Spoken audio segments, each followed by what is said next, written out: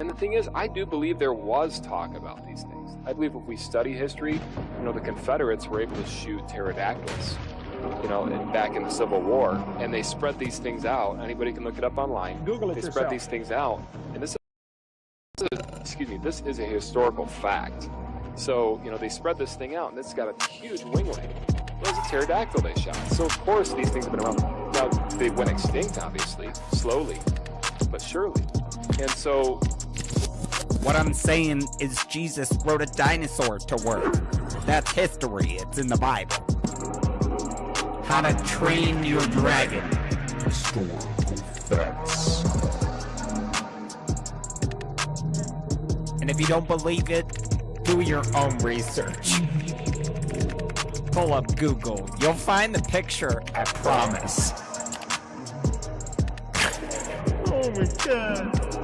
Thank you, John Gleason, Godless engineer, for gifting me this beautiful moment. Y'all remember when they tried to cancel Steven Spielberg for posing with an animatronic triceratops animal rights activist? Back it up. Hit it from the back. Cloaca. Historical facts. Eat my ass, BP. You're down here bailing on the rest of us because you don't want to process your grief and shame like a normal person by drinking and mistreating strangers. No, Rick. It is you who must nibble my cloaca, or bird asshole. Everyone knows what a cloaca is. Back in the Civil War, and they spread these things out. Anybody can look it up online. They spread these things out, and this is a historical fact. So, they spread this thing out, and it's got a huge winglet. It was a pterodactyl they shot. So, of course, these things have been around. Now, they went extinct, obviously, slowly, but surely. And so... Paul Bunyan was sharing some Funyuns with his pet velociraptor. Whoa. Oh, you thought it was an ox? Roll back the clock. Let me knock the socks off. Historical facts. I didn't cut out. You heard me. Are you a pervert or something? Okay.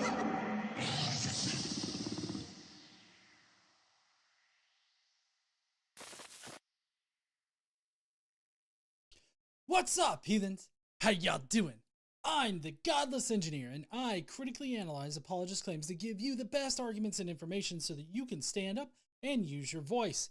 Tonight, we're going to be looking at fake college dipshit fucking asshole Braxton Hunter. He is going to be, I mean every single fucking word of that. He is going to be asking us 5 questions. 5 really dumbass fucking questions, because guess what? Apologists only have dumbass fucking questions to ask us. So we are going to be answering his 5 dumbass questions tonight. If you want to fuck around and find out what these stupid fucking questions are, then please stay tuned. We got a new...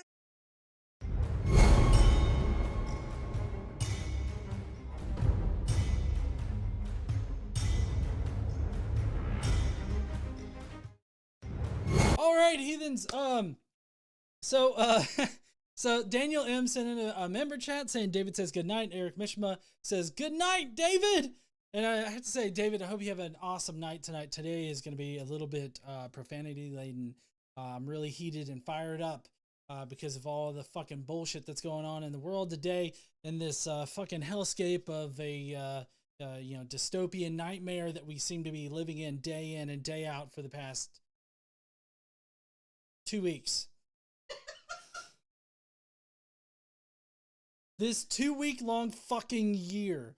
Okay, so tonight we do have news and comments to go over, and then we're going to get straight into the response video. Brocephus isn't here tonight, but I'm going to try to think of some things to get him to talk about that's not, breaking character for him. So I will be getting that. I'll try to get something figured out for that. Just letting you guys know, it would really help out if y'all became a member here on the channel. We got a new member. Well, not a new member, but Zoomy did send in a member chat, which is one of the perks that you get by being a member here on the channel. Is once a month you get a free member chat that you can send in. I think it's once a month. Zumi just sent in theirs, and Daniel used his to send his in. I would really appreciate it if more people would become members here on the channel. You get a lot of perks. We're still in the process of getting to a state where we can get back to our podcasts that we do. One of those podcasts is the Skeptic Mafia podcast, where we talk about politics and all that kind of stuff. That is increasingly more and more important every single day. So we definitely hope to get back to doing that. Other than that, send in super chats. Super chats also help keep the channel running here. Keep us paying the Adobe bills and, all that kind of good shit, going to conferences and stuff, spreading awareness all over the internets and things of that nature. It would really help us out if, you did add your voice in tonight by sending some super chats. So all of that boilerplate stuff and e-bagging shit out of the way. Tonight is a crazy fucking kind of night, with some news. And then the comments are primarily going to be centered around whether or not Mary got raped by the angel Gabriel and God. Oh, okay. That was just it.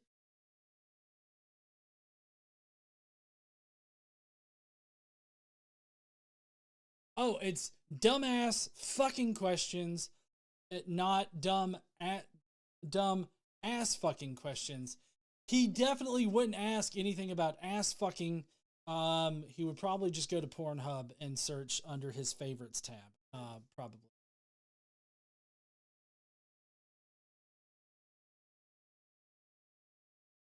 Oh, who won the round of magic? Okay, so good question. Definitely Surus. Surus took out, Medusa. I think Medusa took out Light, and then I was taken out as like a collateral damage kind of situation, because Surus wasn't going to finish me off, but then Medusa destroyed one of his creatures, which caused a burn for everybody, and it burned me exactly down to 0, so I died. So Surus did. Just to give you kind of a rundown of how. If you guys don't know, I play Magic the Gathering, and last night Surus asked me on his Twitch channel to play some Magic, and I have Edward Kenway Pirates deck that was actually surprisingly pretty good, even though I kind of started out a little rough. Anyways, this isn't a Magic the Gathering channel, but we are going to be getting into the news stories tonight, so I hope that you guys are ready for this fucking barbed wire enema. All right, here we go. Today I learned some shit I didn't. Today I learned some shit I really didn't want to know.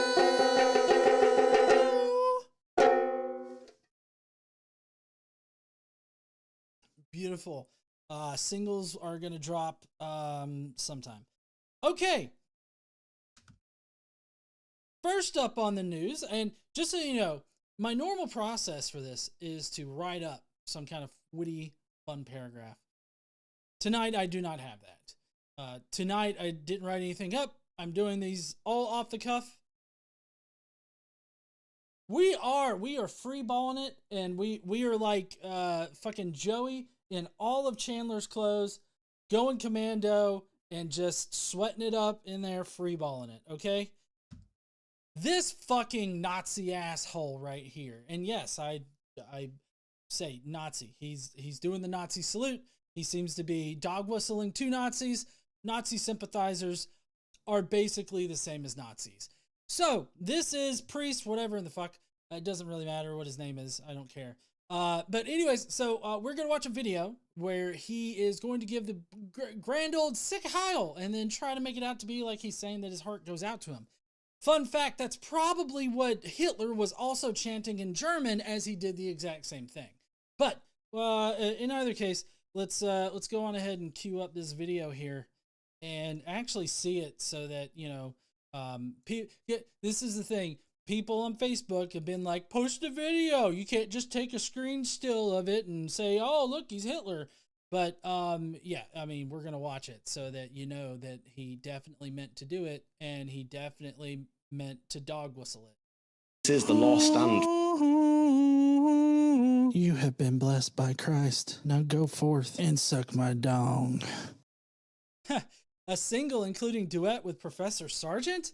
Yeah, probably. I mean, I got that file, and I have not yet been able to work that into, our setup here, but it's in my plans there at Limited Light. I really appreciate you sending that to me. Okay.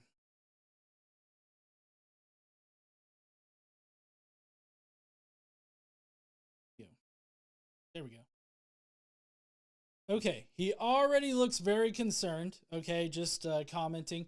He kind of looks like he just saw the police walk in with a small child that's definitely claiming that he touched them in the naughty place. But in any case, let's hear what he's got to say. There's got to be a good reason for him to sig heil to the Nazi founder, right? Let's see what he does. This is the last stand for Christendom. It's make or break time. The whole of the old world is crumbling. Every country in Europe is embracing death. America, as far as I could see, is the only country fighting for life. And that's down to you guys. So God bless all of you for what you're doing. Please keep doing it. I hope that I can encourage you. And my heart goes out to you. God bless. Yeah, see, obvious dog whistle. He sig heiled, said, my heart goes out to you, which is the thing that not Donald Trump, sorry. Elon Musk. It's easy to confuse those two because, Elon's got his hand up Donald Trump's ass and everything. So Elon did the thing, made it a dog whistle. He came up with it as an afterthought to say, oh, my heart goes out to you. It's like, no, motherfucker, you've done the my heart thing. You put a heart on your heart and then you had it like evaporate in front of you or whatever in the fuck. That's how you say my heart goes out to you, not the sig heil. Okay, you sig heiled, you did the Nazi thing and everything. And so that's what this is. So, now that's not exactly the story. Everybody knows he's sig heiled, right? Well, there's an update to this story, and let me get the video off. So the update to this story is that he's been defrocked, which he's an Anglican Catholic, which may seem weird considering that, it's definitely weird considering that the Anglican Church originally split from the Catholic Church to do their own thing. I think, wasn't that because the guy wanted to divorce his wife and the Pope was like, nah, man. And he was like, yeah, man. And he created his own, nah, man. And so in 1977, they founded the Anglican Catholic Church, which I'm guessing is sort of a merging of the two. Like, you can still divorce your wife, but, they uphold to a lot of different Catholic things that maybe Anglicans don't. I'm not exactly sure. I didn't care enough to research that much into it. The religious denominations, Christian denominations, are a dime a dozen. So he got defrocked. He fucked around with his sig heil, and then he found out by getting defrocked, his license got revoked, and the Anglican Catholic Church had to apologize for basically platforming a Nazi. So sorry for the Anglican Catholic Church, but they did make the correct decision and defrocked him. Although I will have to say that doing the sig heil got a priest defrocked faster than fucking children. I don't know what the Anglican Catholic Church's past is on fucking children, but as far as defrocking priests go, this was a pretty swift action. Next up on our hellscape of news stories, this guy. And it's not just this guy. There's also another guy that we'll see, but this guy's first. This guy has made the argument that racism is actually very Christian. This is Andrew Riley, somebody Riley. I don't know. His last name's Riley. Anyways, he's seen here looking at his mailbox, hoping to get his Jared from Subway fan letter, because he definitely looks like he would be in a fan club with Jared from Subway. He sat down in a podcast interview and he started talking about, like, I guess, what, a lot of things that woke people are against are actually very Christian. And so we're going to listen to him actually defend racism.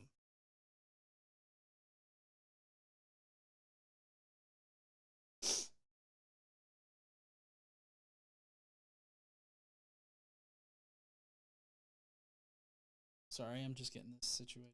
The nation has to answer to God for the natural law. Yes. That is definitely the way forward as far as political ideology goes. And I think the best way to accomplish that is by mobilizing churches, by mobilizing your local faith community, by telling your pastor, hey, are you aware of these issues that are going on right now?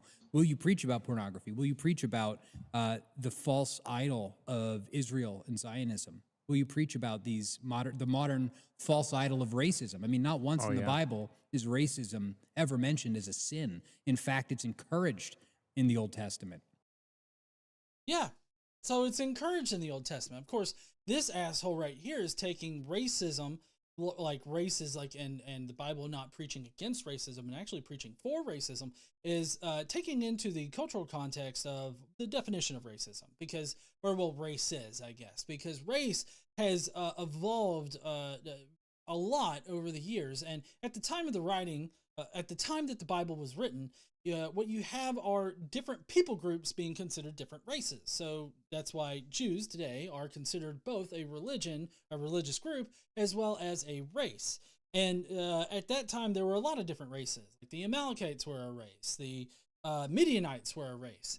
And so that's the context that he's taking it in, and that's the way that he's interpreting this. So as it stands, I guess I do have to agree with him that God definitely promotes racism in the Old Testament, especially in the Numbers story, like Numbers 31, it's like 29 through 31, where basically God gets pissed off because the Israelites were mixing with the Midianites.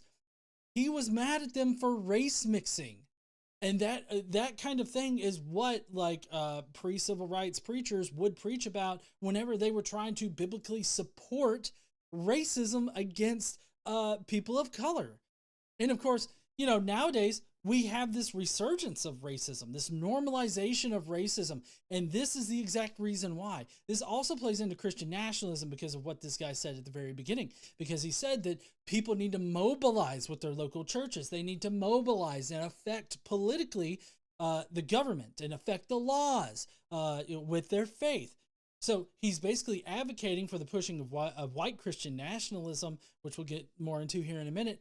And he's also stating that the Bible definitely supports racism. So thank you so much there, O'Reilly. Not O'Reilly, but his name is Andrew Riley, something like that. Hold on, let me get his name. I feel pretty... I'm not unprepared, but it feels unprepared. Dave Riley. Dave Riley. Gesundheit. I feel the same way, honey. I'm allergic to this fucking bullshit. Dave Riley. And so that was him supporting that. But we also have this guy right here in front. His name is, hold on, let me get that real quick.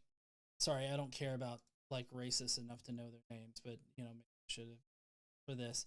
This is Cameron McGregor. And he is basically going to lay out what, all of the Christian talk that we've been hearing this election cycle. And this election season and on through President Trump's first few days, all of this very Christian-y stuff has very specific purpose behind it. What Cameron is going to do here in just a second is he's going to connect white nationalism to Christian nationalism, making it white Christian nationalism. And that is what the conservative right are pushing. That is what Project 2025 is pushing. And I'll elaborate a little bit more as to how this is actually coming to fruition, coming into reality here in a minute. The right is two things. It is Christian nationalism and white nationalism. Blending those two things together is the project that we are engaged upon right now. Those two things equal America. Yeah, we've got a Vance thing coming up here in a second. So just hold on one second. So yes, and obviously Dave Riley is agreeing with this guy on it.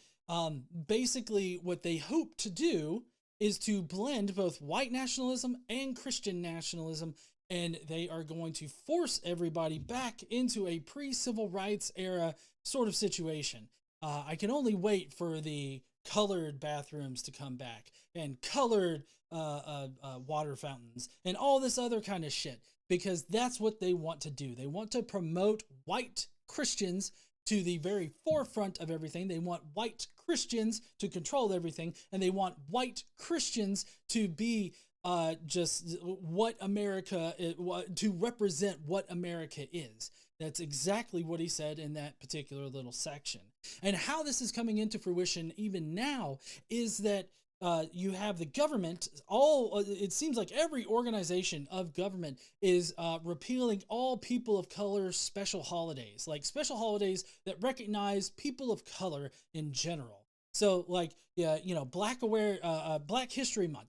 They are no longer celebrating Black History Month in the government. They are no longer celebrating the Women's History Month. They are no longer celebrating any minority or person of color type of special observance. And it's only days away that Trump is, my personal opinion, my foresight into this, it's only days away before Trump repeals the federal holiday of Juneteenth. And so they basically want to whitewash history. They want to whitewash the government, and they want to chase all the liberals out of the government. And that we've got Stephen Miller, Nosferatu himself, actually was able to come out in the sunlight. I guess he put on like SPF 15 million in order to get out of the White House.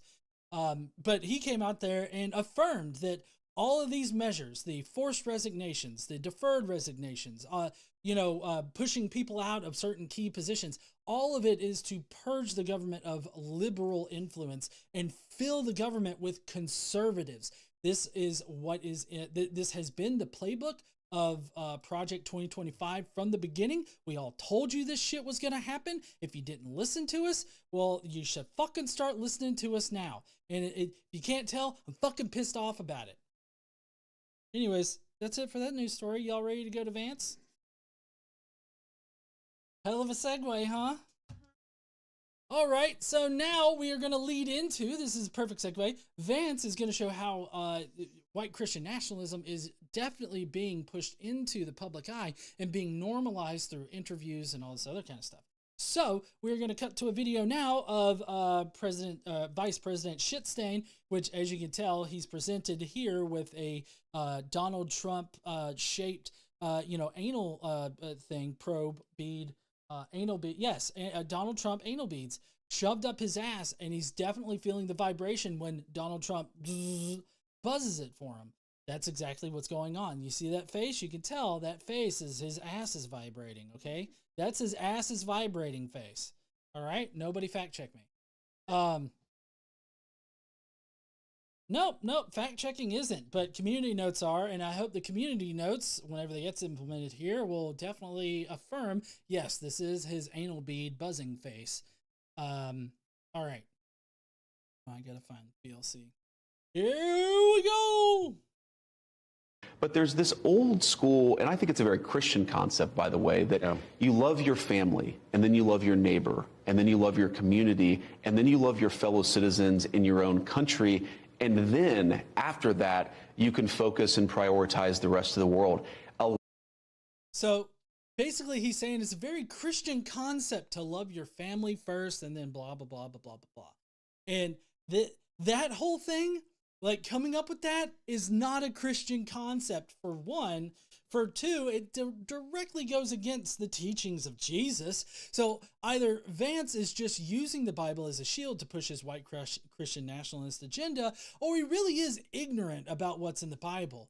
Now, I'm not going to say that he's ignorant on that particular aspect. He definitely looks like he freebases Jesus's dick all the time. And so I'm assuming that he knows what's in the Bible, so he's just using the Bible in order to push a white Christian nationalist agenda, which makes him a fucking racist, just like his boss, President Trump, as well as Mike Johnson. He's a racist motherfucker as well. So all of them are racist.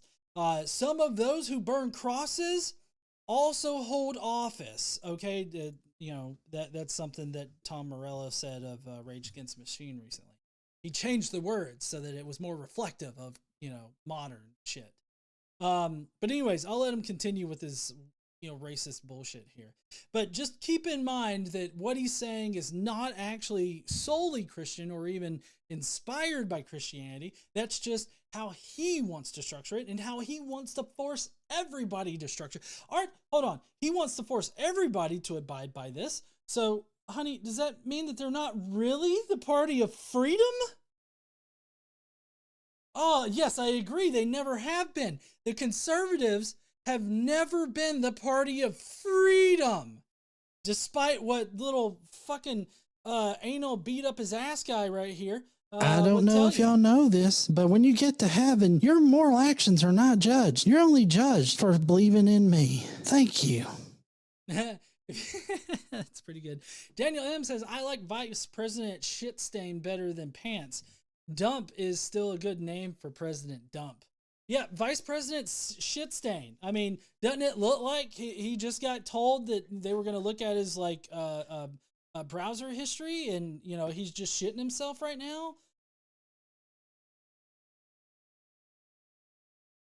Yep, Musk is the president, and that makes Trump first bitch. That is correct. Who said that? Sage Ohio is correct about Trump being the first bitch in the White House, I guess. All right, let's let dipshit pants here continue. A lot of the far left has completely inverted that. They seem to hate the citizens of their own country and care more about people outside their own borders. No, we just have fucking empathy, you fucking crazy shit goblin. Like, come on, you fucking crazy ass weasel man. Like, we just empathize with other people, okay? You shiny gold turd nugget. That is no way to run a society. And I think the profound difference that Donald Trump brings to the leadership of this country is the simple concept, America first. It doesn't mean you hate anybody else. It means that you have leadership, and President Trump has... It means that you have leadership. That's not what it fucking means. It's xenophobic, it's isolationist, and you know what? Isolationism is a military tactic to starve out a country. And you want to promote it as a good idea? You want to isolate us from the rest of the world? Well, not the rest of the world. Let's get something fucking correct here. He definitely wants to stroke Putin's dick. He definitely wants to stroke Xi Jinping, and he definitely wants to stroke who's that North Korean guy? Kim Jong fuck my ass. That guy. Ill. Yeah. Kim Jong Un. Un. Whatever. Yep. Has been very clear about this, that puts the interests of American citizens first. You don't care about American citizens. You care about the broligarchy. That's who you care about. You don't care about the regular fucking people out there. You don't care about any of them. If you cared about any of them, you wouldn't be pairing yourself with Donald Trump, who's enacting policies that are going to gouge those people. You wouldn't be advocating for policies that are going to starve out the middle and lower class. You don't care about people. You care about broligarchs. Prophet Azad! Prophet Azad is actually in Braxton's video tonight. Yeah. In the same way that the British Prime Minister should care about Brits and the French should care about the French, we have an American president who cares primarily about Americans, and that's a very... Okay, this is patently false. This is so fucking false. If he cared about Americans, then he wouldn't have passed tariffs and tomorrow enact the first bit of tariffs where, let's see, he's tariffing Canada, he's tariffing Mexico, he's tariffing the European Union, which Italy's not in the European Union, is it? Yeah, it is? Okay. Because when he was gonna tariff Colombia, everybody was like, we'll just get our coffee from Italy. One, coffee doesn't export Italy. Two, Trump is going to tariff them too. Where the fuck are you getting your coffee beans from? I can guarantee you the coffee beans are going to go up just like eggs have gone up. Do your eggs taste better fucking yet, they're conservatives? I hope it was worth it. Most of the government workforce is going to be out of a job and homeless. I hope you fucking like those goddamn eggs. Welcome change. What is President Xi doing? What is Vladimir Putin? He's looking after... Oh yeah, that's right, honey. Nobody can get eggs right now because of the fucking avian flu. You know, that thing that Donald Trump doesn't want the CDC to warn everybody about, that he actually put a gag order, like an executive order or something like that, to where the CDC and other government agencies can't publish health reports. They can't warn you about the fucking tuberculosis outbreak in fucking Kansas. You're not going to get any kind of health updates from the government because the government's not here to serve you. The government's not here to help you. The government is here to take a really big fucking dildo, bend you over and fuck you in the ass until you give them all your money. Yeah.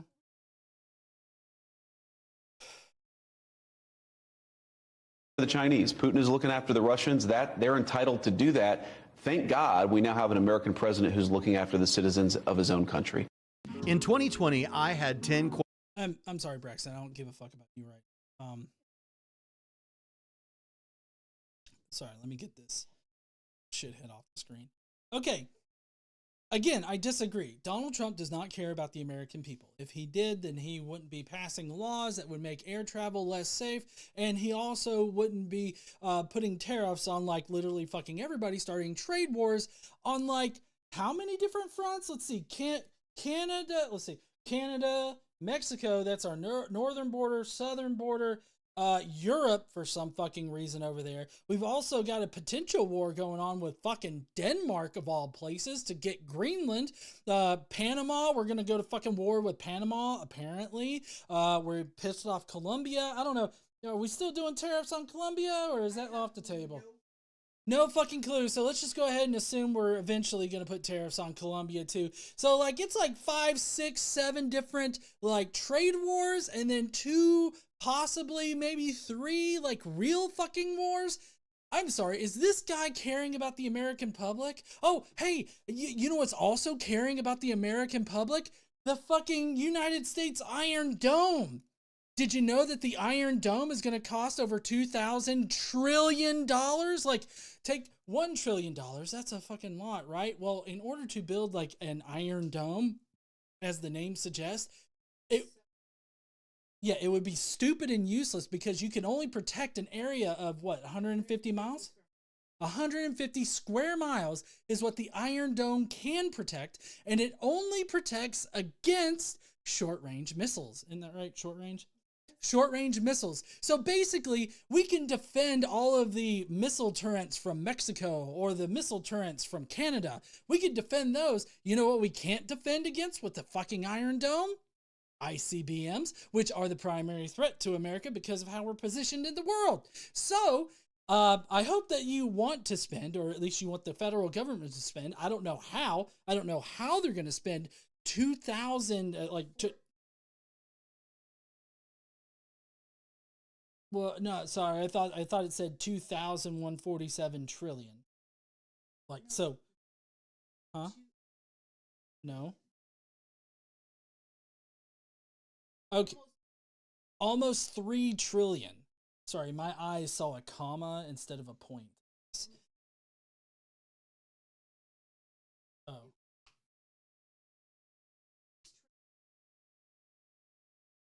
Well, no. So anyways, never mind. Nearly $3 trillion. Do you want to spend $3 trillion on like all these iron domes placed strategically across America that will never be used because they're not they can't possibly defend against like an ICBM or something, and there's definitely not going to be short-range missiles that are inside the United States that it has to protect against? Is that what you want to spend your taxpayer dollars on? Which, well, yeah, fuck no. They're also, you know, what they're going to do is they're going to raise taxes on the lower and middle class and alleviate taxes for the ultra rich. How is that caring about America? Where does the care for America start there, Vance Pants? Where? Because I don't fucking see their shit for brains. Anyways, that's it for the news. I hope that you guys enjoyed it. I know I didn't. I'm probably gonna have to get some.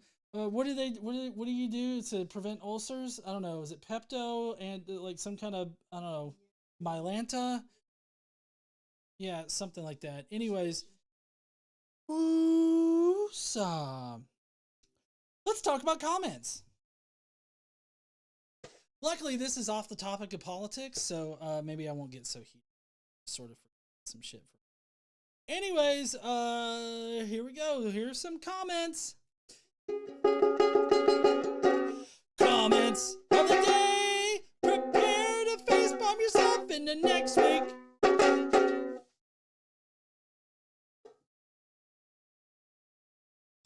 God, do you see how much eyeshadow is? Like, that's a shitty, like, smoky eye there. Like, Yeah, you know how that one press secretary had a really good smoky eye. This guy just sort of like, yeah, it's guy liner. He's got to do gender affirming shit, you know, in order to appear on camera so that he looks good for it. Huh. I mean, he thinks he looks good, and that's the part that matters. All right.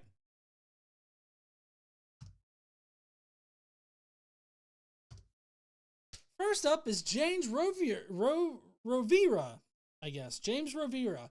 James Rovira said, except that Shay consented. Again, we're talking about Mary being raped in the Bible. And so he says, except she consented. Luke 1:38, I am the Lord's servant. Mary answered, may your word be fulfilled. Then the angel left her. You're really just a stupid troll. There is plenty of intelligent critique possible of Christianity. None of it is coming from you. No, actually, I think that my critique in this particular respect is actually quite clever, because if you actually read around the passages in Luke, the angel Gabriel just tells her that she's going to bear God's son, and that God is going to come over her and he's going to impregnate her forcibly. This part right here is just an afterthought. She accepts her fate, that she is going to be raped, and that she's going to be forcefully impregnated, and that she will be forced to bear the Son of God, which is actually himself. So, this is still rape. Like, I don't understand why Christians have to be so dipshitty that they are tricked into voting for the orange, moldy banana, whatever in the fuck he is. Sorry, not an orange moldy banana, but he's a moldy orange. They are tricked into voting for the moldy ass orange because of shit like this, because they have a fucking crazy idea of what consent is. James, if you happen to watch this, I doubt you, but if you happen to watch this, I want to ask you, if you see a girl on the side of the street and you walk over to her and say that you are going to have sex with her and you are going to impregnate her and she is going to bear your son, and she's just like, okay, and she just lets it happen, is that like consent? Like, did she actually consent to that? I mean, you're talking about a 13-year-old child. You told a 13-year-old child you're going to impregnate her. Is that, like, can a 13-year-old child give consent? No, they can't. And it's fucking sick that you rationalize it that way. And it's fucking sick that you rationalize this right here as being consent. But like most Christians rationalize it as being consent. So they've either been taught this, or at least they've been conditioned to think that this is actually consent. Maybe this is why Christians have such a problem committing sex crimes all the time, especially against fucking children. Maybe these comments aren't going to come yet. Nope, I just need to get it out. Next is Jim Nickerson. Jim Nickerson says, hi, idiot. Perfect way to start out a comment, by the way. Since you know so much, how old was she? Well, okay, so at the time it said that she had reached the age of puberty, you know, like the point where she'd be married off to somebody because she was engaged to Joseph. And so that put her in the realm of like between, I'd say, 11 and 14. Just depending on, you know, when she would have gotten her period and everything like that. That part can happen anywhere between like 8 and 15, I guess. But for, you know, to be a little bit more conservative, I'd say between 11 and 14, which still makes them a child, and it's still very much illegal, and they still very much cannot give consent.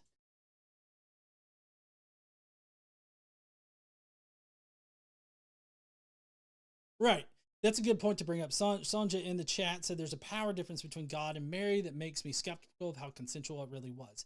That power dynamic is very important. So, like, I guess to express that, you could use the analogy of a boss who's dangling a woman's, you know, job in front of her, being like, if you don't fuck me and bear my child, you are going to be destitute and poor, and you'll lose your house and everything, because I'm going to fire you and make sure that you can't get hired anywhere else.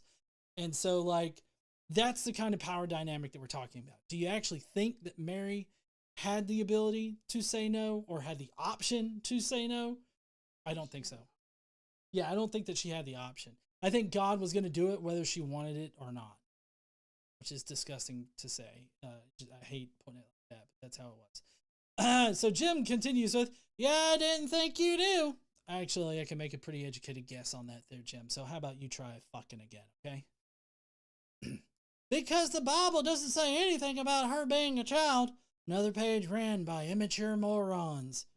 Nope, I'm not the moron in this situation. I made an educated guess based on the culture that she existed within, or at least that the Bible claims that she existed within, the norms of that culture, and when typically women were being married off, just in general in the Mediterranean area at this time. They were children. It was rape. It's always been rape. Just because you don't want to admit that your Bible has Mary being raped doesn't mean that she wasn't raped. She was fucking raped. Deal with it, and however you can.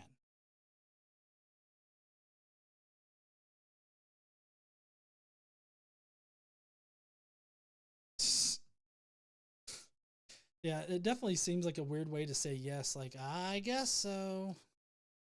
Sorry, I think that, oh, wait, hold on. Nope, it changed over. Got it. All right. Next is Daniel A. Erskine, who says, this is just an example of how debased you atheists are. Oh, pointing out the obvious in the text? Like, or is it being able to actually read the text instead of just listening to a priest, pastor, or somebody else tell me what to think about it? Yep, he did spell atheist wrong. At least he didn't say atheitits. Is that what you mean? Like the fact that I can actually read the words off the page? Or do you mean that I can actually go to a Greek interlinear book and I can actually read like what was literally written in the Greek? There, I can understand it because of the interlinear nature. Like, you know, Greek, and then you've got the English literal translation right below it, and so I can understand it. Like, is that your problem? Like, I have the ability to Google for an interlinear text? Is that what your issue is? Or is the issue that I'm able to look up the definitions of words and I can understand what words mean? Is that your problem with this? Okay. If your problem with me is that I can fucking read words off of a page, I don't know what to do for you. I think you just probably need to fuck off and leave my page alone. It's not enough for you to disbelieve. Sorry, I read that in the wrong kind of voice. It's not enough for you to disbelieve. You have to show your hate by trying to demean the religious and their doctrine. No, I mean, I'm not demeaning religious people in this. I'm saying that, hold on. My YouTube studio thing just sort of crashed.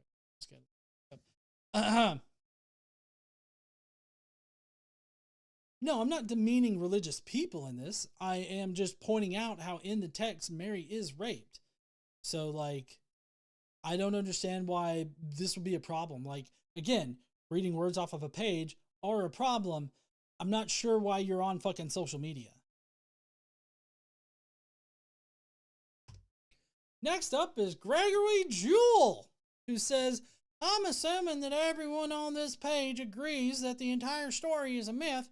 Anything beyond that is like playing with chicken entrails. Pointless. I can understand why you would think this. What I'm trying to do is point out where in the theology that Christians do believe in as a historical thing is very misogynistic and promotes rape. That's what I'm trying to do. I'm trying to show how it definitely does that so that people can come to grips with the fact that the Bible has Mary being raped. Because I know that not only atheists are following my page or interacting with my page. So if I can get even one religious person to look at that and be like, yeah, that's kind of fun. I don't know if y'all know this, but when you get to heaven, your moral actions are not judged. You're only judged for believing in me. Thank you. Jennifer Silvis says, glad I caught you live. Thank you so much for being in the chat there tonight there, Jennifer. So yeah, I find it very important to deal with the actual theology that Christians are regularly using, that they believe in. I feel like it's a very important part of activism to directly interact with the text as well as get people to think about what the text actually says. So it's not pointless. It has a very deep point to it, to interacting with this on this level. Just simply throwing your hands up and being like, none of it's real, it's all myth, therefore I don't give a shit. True, I don't care about the text. I don't think that it's historical, but people do. And that's the point in interacting with it. Next up is Lyle Kenyon, who says, just because horrible things are done in God's name doesn't mean God said to do it. Use your head for something other than a hat rack. Well, okay, so God actually did flood the world personally. That's what he did. So he killed everybody on earth at least once. And then with Moses, he killed all the firstborn in Egypt. He also set plagues upon Egypt that killed people. So, I mean, God definitely, he didn't say to do those things. He actually fucking did those things. That's leading up to the point where God actually does start commanding things. So God actually does command that, at least in the Bible, the way that the Bible text reads, it's not just people doing things in God's name.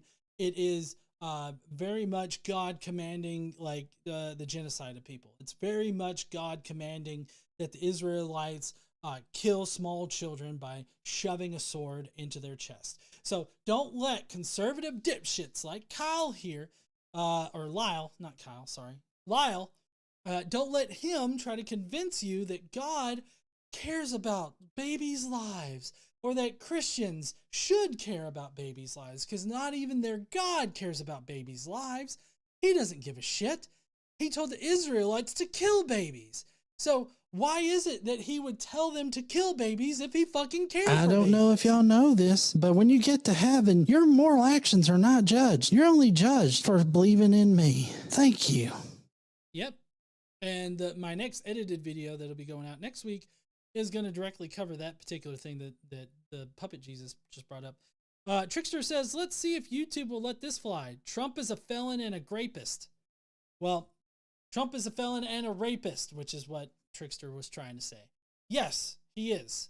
And I think that Hey, just wanted to say you don't have to be a good person to get into heaven. You just got to suck my dick. That's right, you do.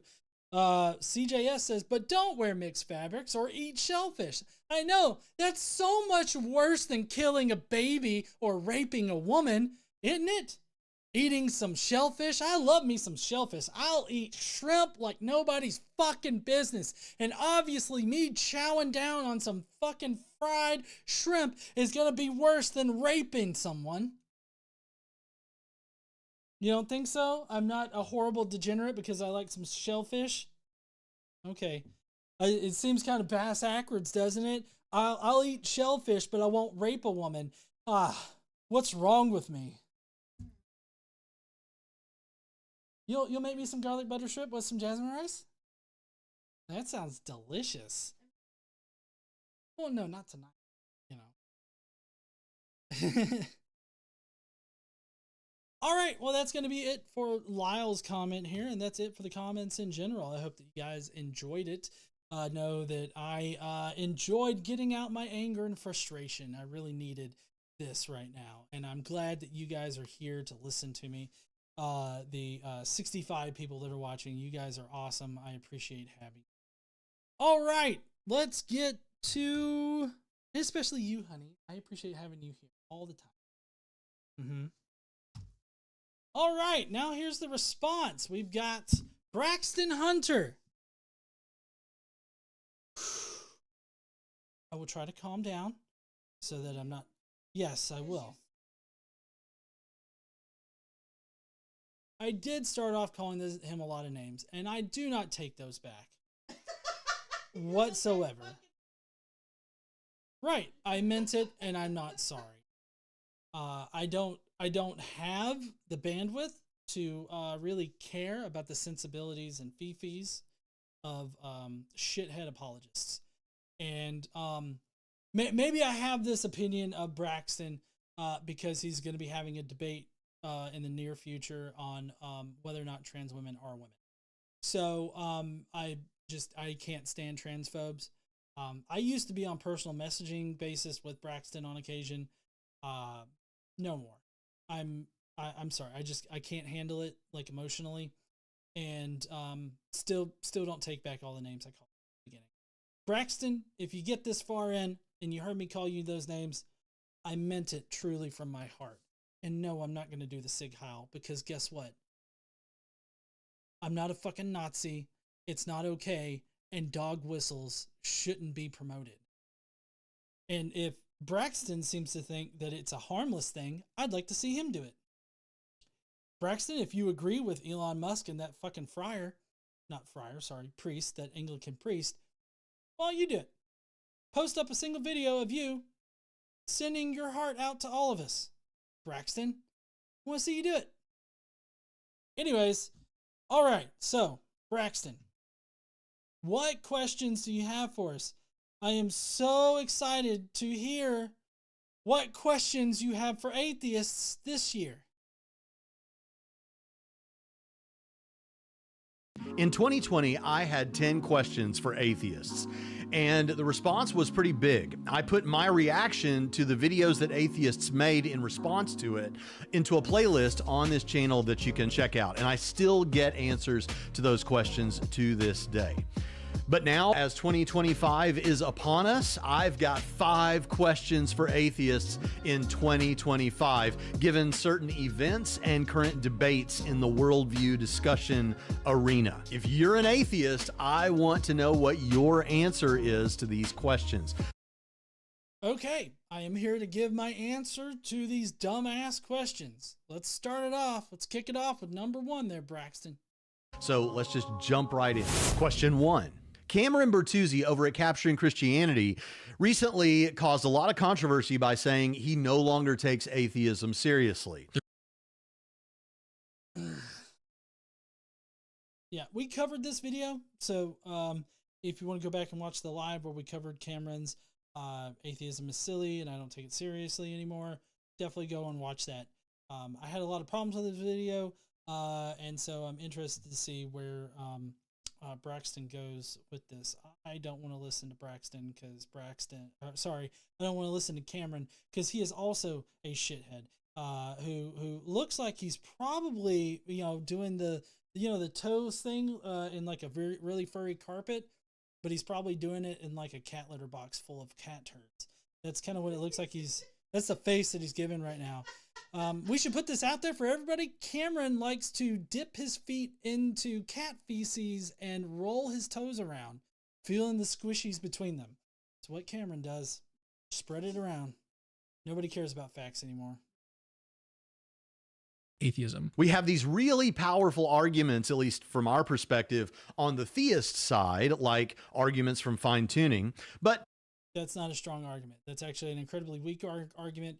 The Skydive Field channel has a couple of excellent videos where they actually talk to a number of astrophysicists and just scientists in general about the fine-tuning argument. And then he also has like a follow-up where he responds to a number of theists that had problems with his first video. And so definitely go and check those out.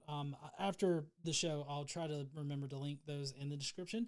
But safe to say that fine-tuning is not a strong argument. More so to the point, I want to point out that there are no, well, I'm not going to say that there are no arguments for atheism, but atheism itself is just a statement about what somebody does not believe.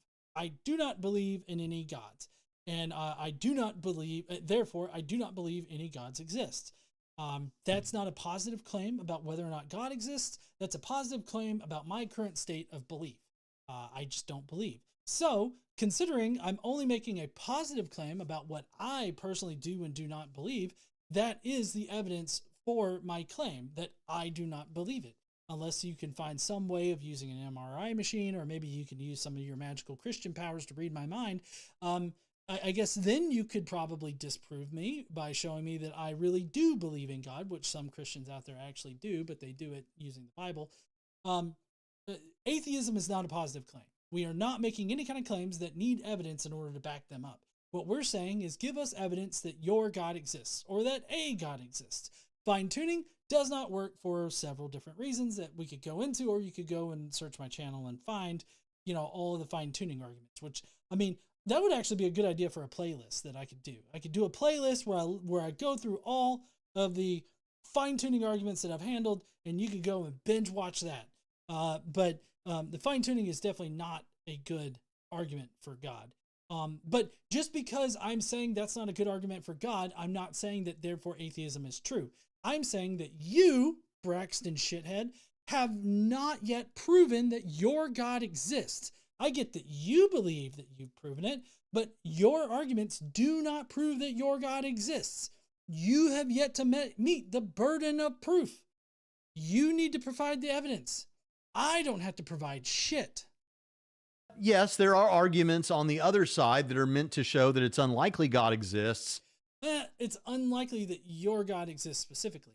Typically, atheists respond to arguments that are given. They don't, in general, make an argument that God does not exist. There are some atheists out there that do have positive claims about God definitely not existing, or gods cannot exist, or in some kind of fashion like that. And they do make positive arguments for that position. So we're not talking about those atheists. And Cameron's video definitely didn't handle those atheists. Cameron said that the most compelling argument against God's existence and for atheism was the problem of evil, and the problem of evil only works against a triomni God. That's the only way that argument works. It does not work against God in general. The triomni God, which is the God that is most believed in, is where that is applicable, but they want to act like it's for atheism in general. Like this proves atheism. And I think that they're being really myopic about it, and they're straw manning how the argument is used. Or that God does not exist, like arguments from evil or divine hiddenness arguments. Well, yeah. I mean, triomni God, why is he hidden? Why does he always hide himself? If you're talking more deistic God, or just a general idea of God, or maybe even a limited idea of God, like some people have advanced, I agree. Those would not be good arguments against it. But again, this entire question here seems to be a shifting of the burden of proof. He's trying to shift the burden of proof off of his shoulders onto ours. Just because he's come up with a number of arguments does not mean that his arguments actually support his conclusion. So until he can find an argument that supports his conclusion, we do not bear the burden of proof here. We bear the burden of proof whenever he puts forth an argument, and we have to come to the conclusion as to whether or not we agree with the argument that it proves the conclusion. And so that's how this interaction works. You would think that an apologist with so many years of apologetic work would understand how this transaction fucking works. And so this puts us in an interesting spot. We've got arguments for and against. But as Philip Goff suggested recently, perhaps you have a God of limited power. This would mean you have really powerful arguments from God on the theist side, like the fine-tuning arguments. But then the arguments from evil and divine hiddenness no longer become powerful arguments for atheism. Instead, what they are arguments for a limited God, but not arguments for no God. Okay, right. And we're not making arguments for no God. There are arguments for no God out there, right? But you're not looking to deal with those. If you were looking to deal with those, you would actually mention those arguments. You would not mention the bullshit that you were mentioning here, because there are sophisticated atheist arguments that are positive claims that support the conclusions about there being no God, right? I mean, I don't agree with being that hardline about atheism. I'm an agnostic atheist, so I leave myself open. I feel like that's the most tenable position to hold, but I'm not trying to denigrate those that take a more hardline position, a more Gnostic position about their atheism. But again, he's not wanting to deal with that actual argument. He's looking for the straw man argument of attacking those agnostic atheists that are arguing against specific definitions of God, and then acting like those arguments against those definitions of God are arguments against God in general. This is a blatant equivocation. It's an equivocation of different arguments for and against God. And it's a real slimy fucking tactic that slimy fucking apologists use. And I would say that it's sad to see Braxton using it, but it seems to be par for the fucking course. And so there's no reason to take atheism seriously, someone might decide. So the question is Cameron wrong? And if so, why is he wrong? Yes, Cameron is wrong for all the reasons that I stated here. Just to kind of wrap it up, bring it into like a conclusion here. Cameron is wrong because he's taking the argument from, or the problem of evil and suffering out of context and applying it wholly to God. and the concept of God, and not just specific definitions of God. The tri-omni God is the God that most people believe in, and so when you interact with somebody that believes in a tri-omni God, it is a powerful argument. But Cameron tries to take it out of that context and apply it to God in general, and Braxton here seems to be succumbing to the whole idea that Cameron has a good argument here about how it just helps prove a limited version of God. But do you think that Braxton believes in a limited version of God? Do you think that he thinks that his all-powerful God is limited in some kind of way? Because that seems to be what the use of the problem of evil and suffering and this whole argument against it seems to do, is to argue for a limited version of God. And both Braxton and Cameron want to try to say that, well, the problem of evil and suffering is an argument for a positive argument for the non-existence of God. And they want to say that because it doesn't establish the non-existence of God, therefore it can't be used to refute a God. And that's just a bullshit claim to make. It's a bullshit way to use the problem of evil and suffering. And it seems to be, like I said, par for the course for slimy fucking apologists. Question 2. Some atheist creators seem to think that the recent presidential election was so important that it changes the way they should do things on their channels. Why? Yes. I do think that atheist creators need to start focusing more on the political sphere. They should be focusing more on the Christian nationalist threat. And I feel like that's probably what's going on here. I know Prophet Azad was in the chat earlier. I don't know if Zod is still here, but he's the first clip, and we're going to hear from Prophet Azad first. I'm sorry, Zod, I did not watch your video about shifting, your tactics there on your channel or doing your channel differently. But Braxton seems to be using this as a springboard for his question. I am going to be changing things up on YouTube quite a bit, to the extent that I'm not going to be doing this channel anymore. So I don't think the timing is lost on anybody here, that this is happening shortly after the last political election. I'm not going to lie, very, very distraught and a little freaked out by the results, not just who won, but the extent by which they won.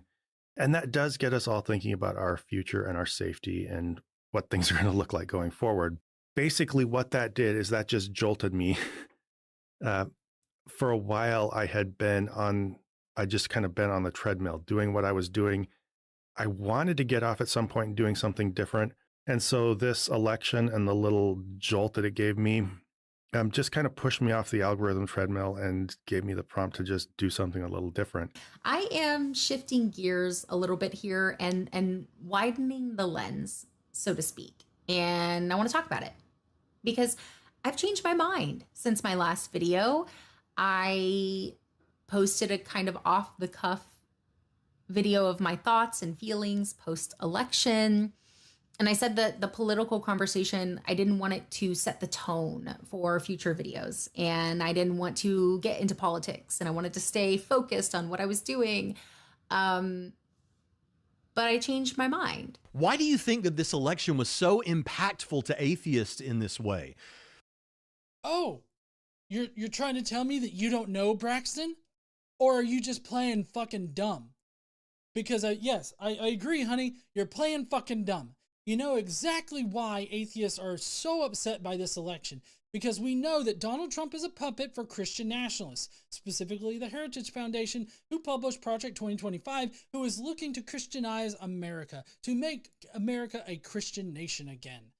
Again, it was never Christian in the first place. Just trying to use their words in order to, highlight their concept of things.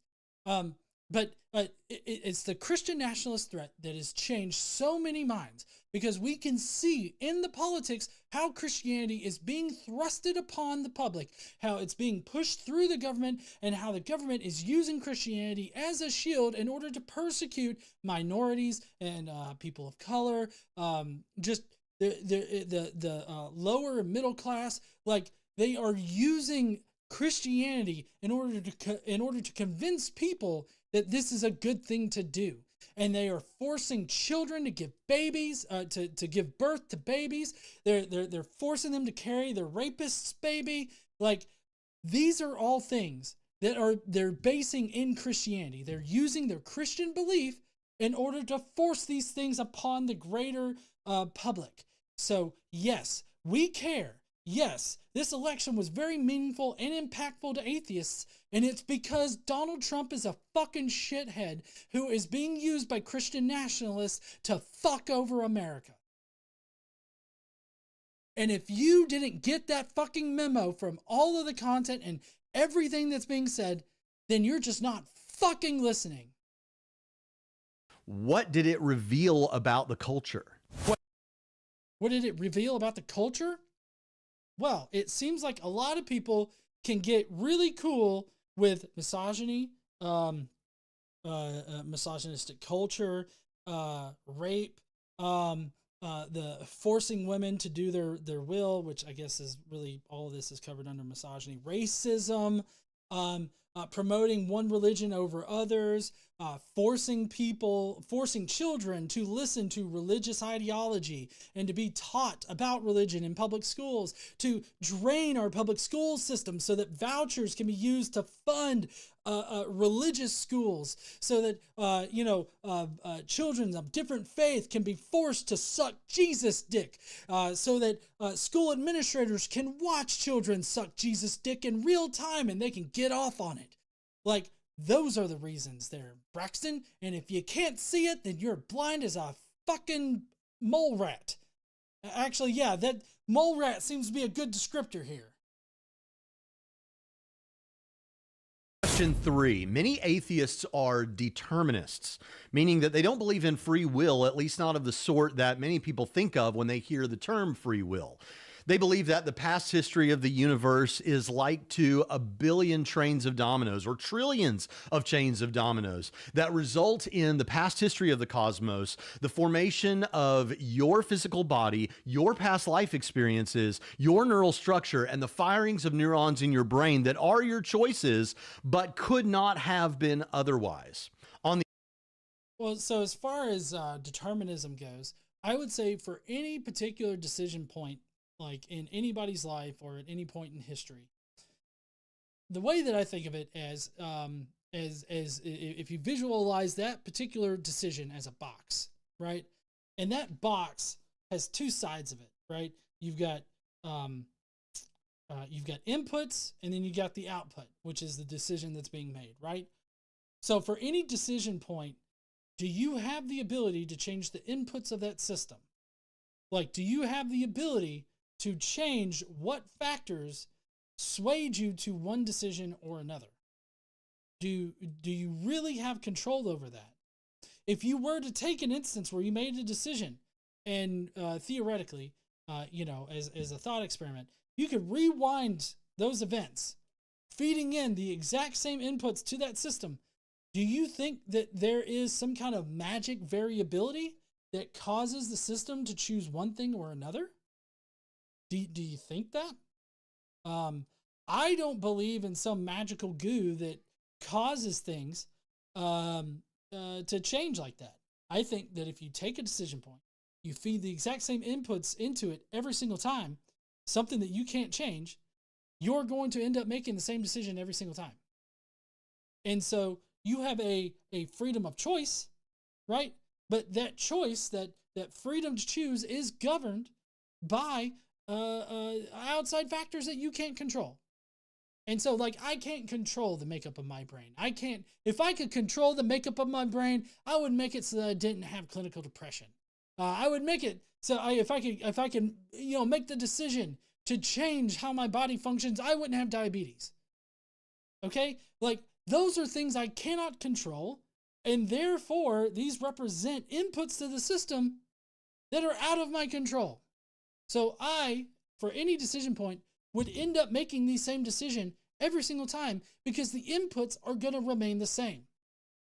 You can apply this to fucking, circuits if you want to.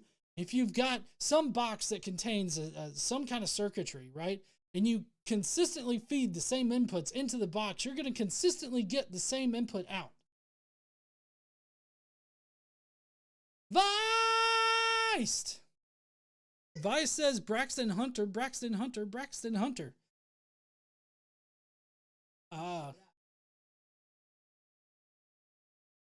No, I wonder if Braxton would show up. I mean, sometimes he's shown up whenever, you know. My guess is as soon as I called him a shithead who looks like a naked mole rat, he probably wouldn't listen to me. I mean, look at, am I wrong? I'm not wrong. He looks like a naked mole rat. On the other hand, maybe some atheists think that we have what's called libertarian freedom, the notion that whatever you ended up choosing, you really could have done otherwise. So I guess I don't know how to practically process that. Like, obviously, you know, you have the illusion of choice, but that choice is still governed by outside factors that you cannot control. And so because it's governed by those outside factors, then I really don't think that if you rewound the situation that you would end up making a different decision. I mean, I think that if you have a different like universe where different inputs are being applied to the system, then sure, you'd make a different decision. But because we're in this universe with the inputs that are being applied, you know, to this universe, we are, you know, slaves to the deterministic future, as it were. Now, that doesn't mean that I think everything's hopeless or anything like that. I still have agency and I still am living and experiencing my life, which is the thing that makes my life worth it. Like, my ability to make completely free decisions where every single option is available to me, that particular thing, I don't need that in order to find value in life. More to the point of like free will, whether you have the free will to make any decision that you want to, that's already limited because you're only able to choose from the actions that naturally present to you, which means that you don't have the vast swaths of options available to you. If something doesn't present to you, then there's no way that you can make that decision. So you're already, like, even our freedom of choice, this illusory free will, freedom of choice, is already limited to a very small amount of options that you can pick from. And so the inputs of the system determine which ones are For the Bible tells me so. There you go. Limited Light says, Vice Rhino, I made the Garden of the Gods video for you. Oh, cool. I'm sure Vice appreciates that. here's my question. If you're a determinist, how do we hold people morally culpable for things they do that could not have been otherwise, given the history of the universe? Oh, okay. Yeah. Good question. Not really. So basically, just because we live in a deterministic universe and that our actions are kind of deterministically determined, I don't know, that seems like way too many determines. Just because our, the actions that occur are somewhat out of our ability doesn't absolve us from the responsibility of our actions. We are still conscious agents that are experiencing the world, and we are having effects on those around us. Just because we are products of the inputs to our system or the system in general, that doesn't mean that we can do no wrong. Wrong is a very human and subjective sort of determination. And because it's subjectively determined by the effect that we have on those around us in our society, you still bear the responsibility of your actions. And if your actions hurt those in your community, then you should bear the consequences of them. And that's how you can justify like a moral foundation or holding people accountable for their actions. Because just because like they couldn't have made any other decision, they still made the decision. They still are responsible for those actions and the repercussions of those actions, and the effects of those actions. And the effects of those actions. So they are still responsible for it, even if they had no choice. But you could think of this in a little bit simpler analogy of like sociopaths and psychopaths. Just because they don't have the ability to experience emotions and process emotions and personal interactions and personal connections like other people does not absolve them from the actions that they do commit against other people. we still hold them accountable because they are conscious agents that are interacting in the world around them. They are still affecting negatively those around them, so they need to be held accountable. Well, we can make this subjective moral determination that what they're doing is bad because it's subjective and relative in nature. And so because of all that, we can definitely like judge somebody as being moral, immoral, or morally gray.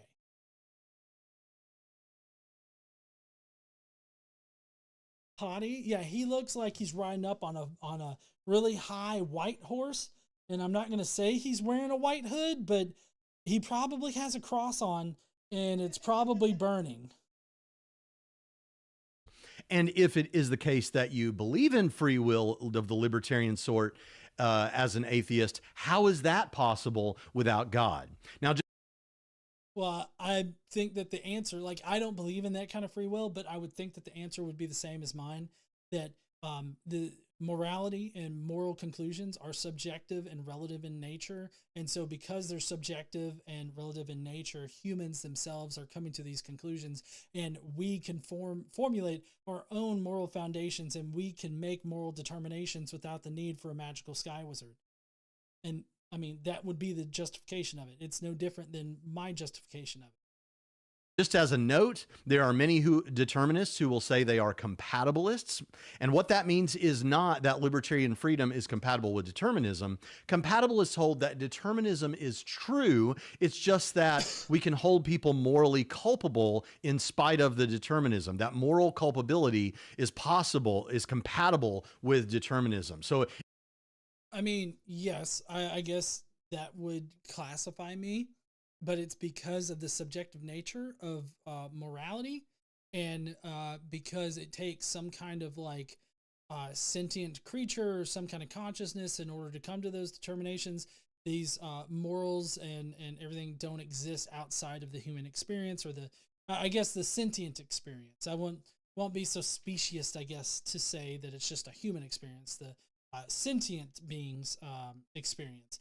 You need a sentient being in order to make those considerations, make those determinations, because nature itself is amoral, meaning that there is no good or bad as far as nature is concerned, because nature just operates without a care for its effect on anything in reality. So I guess the compatibilist that he described would describe me, but it's because of the moral relativity. it doesn't answer the question. I'm asking that question. How, if you're a determinist, how is it that people are morally culpable given that their choices could not have been otherwise? You know, good way to phrase it, because we make it that way. We make the decision to make it that way. We are the ones that hold people morally culpable. We are the ones that make these moral determinations. We are the ones that make these decisions. See, I think that if you allow somebody else to tell you what you should think is good or bad, then you are opening yourself up to manipulation. You are opening yourself up to being taught that good things are really bad.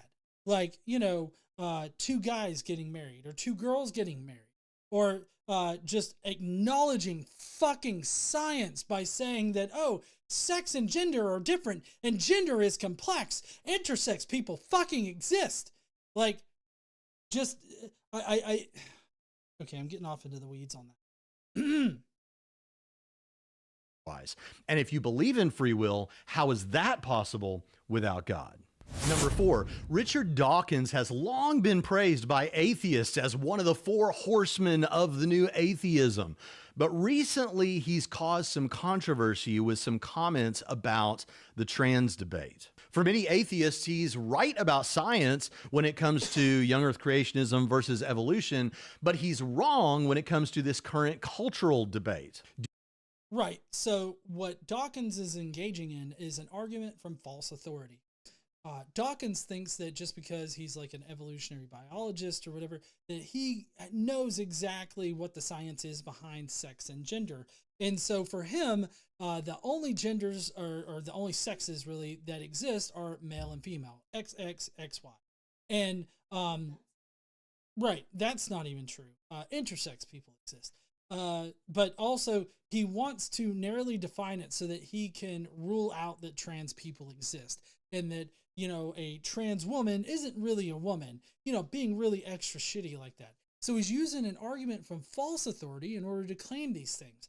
While Richard Dawkins may have some really groundbreaking ideas and was a great science communicator at one point in time when he's concerned with biology, which is something that he has experienced directly in for many, many years, he does not have the expertise to tell people blatantly anti-scientific things about trans people, about sex and gender studies, and as far as the scientific field goes, like all of these things. He doesn't have the relevant expertise in that. He's stepping outside of his field for that, and he's presenting himself as an authority when he's really not. That's the problem that I have. Do you personally think he's right or wrong, and why? Now, which do you think, Braxton? Just, if you're watching this, which do you fucking think? Obviously, I think that Richard Dawkins is a shithead. Okay? He's a shithead. He's a slimy shithead. I'm not going to say anything that I currently am thinking, but I really fucking hope that he stubs his pinky toe on like a coffee table or something, because I really dislike Richard Dawkins, and I hate the fact that all apologists are stuck in 2010 atheism because they only ever bring up Sam Harris, Richard Dawkins, Daniel Dennett, and Chris Hitchens. They only bring those up. They do not get with the times. They are stuck in a loop. They are a broken record about this kind of shit. Fucking update your Cliff Notes there, Braxton. This last question, there's a little bit of setup. Here's a quote from Robin Collins about the fine-tuning of the universe, and I'd like to know what your reaction to it is. Suppose we went on a mission to Mars and found a domed structure in which everything was set up just right for life to exist. Okay, so I feel like this is a false equivocation. A false equivalence fallacy, sorry. This is a false equivalence fallacy. Because you're talking about going to another planet and finding obviously designed structures, and these obviously designed structures have biomes inside them, which is kind of where he's going. No, I'm jumping ahead a little bit, but I just want to get ahead of this. Yeah, that one looks like a tit. I'm not sure if he meant for it to look like a tit, or if he found one specifically so that it looked like a tit, but I don't know, maybe Braxton's a titty guy. Kind of seems like maybe that's a good thing. A good conclusion to come to. But these are obviously designed things. Now, the problem that I have with a lot of creationists out there and people that use the fine-tuning argument is that the fine-tuning argument necessitates that you cannot discern between designed and undesigned things. There's no way to make that determination, because in a fine-tuning argument, in a creationist sort of worldview, everything is designed. So there's literally no way to determine between undesigned and designed objects. That's how they get around, needing to actually prove their point. And it's also the reason why their point fails to support their conclusion that God created everything. So now I'm going to let them get back to it. I just wanted to insert here that this is a false analogy and a false equivalence. And he's just making a really poor argument.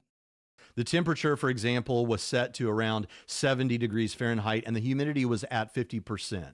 Moreover, there was an oxygen recycling system, an energy gathering system, and a whole system for the production of food. So would he's just saying these things, right? But it kind of depends on how those systems are set up. So, like, is it very obviously designed in that there are machines that clean the air, machines that clean the water, and all this other kind of stuff? Is it that, or is it a more natural design where it just naturally does that? Because there are biomes even here on Earth, and you can even have small biomes that exist like within like a cave system or something like that, or even deep underwater. You can have these small biomes that have like their own like ways of doing all the things that Braxton is talking about here, and they can form naturally just by the environment that they're in. The environment just naturally does those things. And so that's what I'm saying, is that under my worldview, I can make a distinction between obviously designed objects and natural objects, because natural objects exist due to the conditions that are present in that environment, right? So in that environment, there are certain conditions that are met, and the effects of those conditions produces all of those things as like a byproduct. That's just the natural way that it exists. And we have yet to prove that a magical wizard is needed to crank the natural like machine, I guess you could say. Well, we don't need a wizard to do that. The machine is on automatic. It just runs, right? And the big difference between my position and Braxton's position is that he can't make that distinction between designed and undesigned objects. So like, while I can visit some other kind of fucking planet and I can see obviously designed structures, I can know that some kind of alien race built those structures. But under his view, he would go to another planet and he would see an entirely designed planet. The entire planet would be designed. And he just affixes that designer to God. And that's it. He wouldn't be able to tell me whether or not some sentient race built some kind of structure on the planet, because God could have just popped that shit there. That's always the possibility. Just like here, God could have just blinked like the Sears Tower into existence. I mean, we know that's not the case, but my point is that he acts like the Sears Tower coming into existence is done in the exact same way as a rock forms. And that's fucking bullshit, and I believe that he knows that. Put simply, the domed structure appeared to be a fully functioning biosphere. What conclusion would we draw from finding this structure? Will we draw the conclusion that it just happened to form by chance? Certainly not. Instead, we would unanimously conclude that it was designed by some intelligent being. We would decide that because we can distinguish between designed and undesigned objects, like natural objects. That's why we can say that, Braxton. But under your view, everything in that picture is designed. That rock over there to the left, the rock to the right of that, the dust on the ground, whatever kind of fucking else thing is on the ground. And also this nippleless boob. Like, all of those things are designed in your worldview. So how do you know that God didn't just create that? I mean, I guess that you would say that, yes, God did create that. But how would you actually be able to come to the conclusion that some sentience did it? Why couldn't God have done that? Is your God not powerful enough to create a building there, Braxty? Huh? Is that it? You fucking naked mole rat. Listen, if you can't distinguish between natural items and designed items by some kind of sentient being, then I don't see how you can hope to ever identify anything as being built by a sentient being or being so uniquely designed that it had to be some other like sentient race. Like, I don't understand. Why would we draw this conclusion? Because an intelligent designer appears to be the only plausible explanation for the existence of the structure. That is the only alternative explanation we can think of. Nope. Actually, I can think of one. God did it. Right? Like, that's what they always say. God did it. Why couldn't God have done it? Again, I'll ask, is your God so limited in power that he can't create a nippleless dome? Is that how powerful your God is? Or do you want to refactor this and be like, no, God did do it, but he did it through a sentient being? How do you know that? How do you know your God specifically, your Yahweh, your Middle Eastern God that's derived from previous ideas of God that probably doesn't exist because your book doesn't describe just about anything in actual fucking reality? Your God that only appeared to people on one small blue planet so fucking far away from wherever in the hell you are in this picture to this only one particular area of the Middle East in this one particular time frame in human histories in particular, that God is the one that compelled it. That is more likely than just us saying, well, nature just operates. That's a fucking designed object, so we know that some kind of sentient being had to do it. Nature doesn't have a sentient being cranking its little gears and everything, so sentient being it is. Like, it's more likely that a wizard worked through a being than it is that a being just developed on this planet and built the shit. Please explain, because I don't know how to process this. that the structure was formed by some natural process seems extremely unlikely. Domes are regularly developed in nature. Not domes like this, obviously, because this one's obviously designed because, you know, I'm not a dipshit. I can distinguish designed objects from undesigned objects, unlike some mole rats out there. So like domes do appear in like nature. They're not things that just simply don't exist or that don't naturally get produced. So yeah, biomes also. Oh!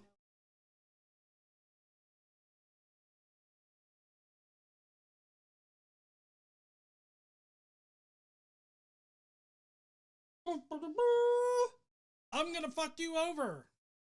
And it was, this is Trumpy Bear. He was purported to have a blanket that you could wrap yourself up in. No, this is not covering my left ass cheek. Okay, like this is not covering shit right here. This is like I'm proud of an American. I thought that I was free. Fuck off, Trumpy Bear. At least that might save me when they come to purge the liberals. I bought a Trumpy Bear. See? Nah, that wouldn't be me. I'm not gonna go out like that. If I did that, it would just be a distraction. Of course, it is possible that, for example, through some volcanic eruption, various metals and other compounds could have formed and then separated out in just the right way to produce the biosphere. But such a scenario... Yeah. I mean, there are chemical and physical laws that necessitate that. And if you give a certain area enough time, that will happen. So yeah, that is likely. It doesn't need anybody there to crank the gears. It just operates because, as far as we can tell, the laws of chemistry and the laws of physics don't require anything to operate. These are just laws of reality. This is just how reality works. So yes, saying reality is going to work the way that reality has always worked and it will continue to work is a much easier explanation because it's supported by evidence than magical wizard had to go boom and then create it. Strikes us as extraordinary unlikely, thus making this alternative explanation unbelievable. No, actually, the alternative explanation isn't unbelievable. The unbelievable one is where you got Merlin up there in his underwear creating shit all the time and having to be an active participant in every single fucking thing that happens in reality. Every time it rains, that's God. Every time a hurricane takes out a preacher's house, that's God. Universe is analogous to such a biosphere, according to recent findings in physics. Almost everything about the basic structure of the universe, for example, the fundamental laws and parameters of physics and the initial distribution of matter and energy, is balanced on a razor's edge for life to occur. No, it's not. I mean, it may be balanced, but like on a razor's edge in comparison to the entirety of the universe, I don't know. We're talking like a giant fucking razor here because, you know, he's acting like it's so marginally thin when in reality, like if you look at it from a really far distance, sure, it looks like it's a small razor edge thin thing. But when you actually get up close to it, you have an infinite plane of possibilities that you can exist on because it's that fucking large. Okay. So he's playing around with big and small numbers in order to confuse you about how unlikely it is that life would naturally arise. And even if life has a minuscule amount of likelihood that it would arise, we 100% know that it will arise naturally because it's already happened once and we are right here.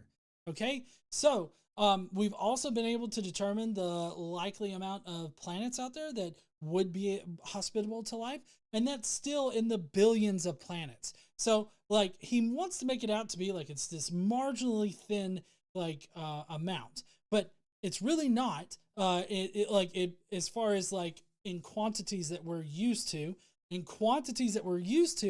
there's an incredibly huge amount of planets out there. But if you draw the comparison to or if you put that in comparison to how big the universe is, how much stuff there is in the universe, then yes, it seems really razor thin. But it's all about how you're comparing these things. And I think that he just has a different perspective, and he's wanting to use this larger perspective so that he can highlight how marginally small it is. But in reality, that marginally small thing is actually pretty fucking huge. As the eminent Princeton physicist Freeman Dyson notes, quote, "There are many lucky accidents in physics. Without such accidents, water could not exist as liquid, chains of carbon atoms could not form complex organic molecules, and hydrogen atoms could not form breakable bridges between molecules."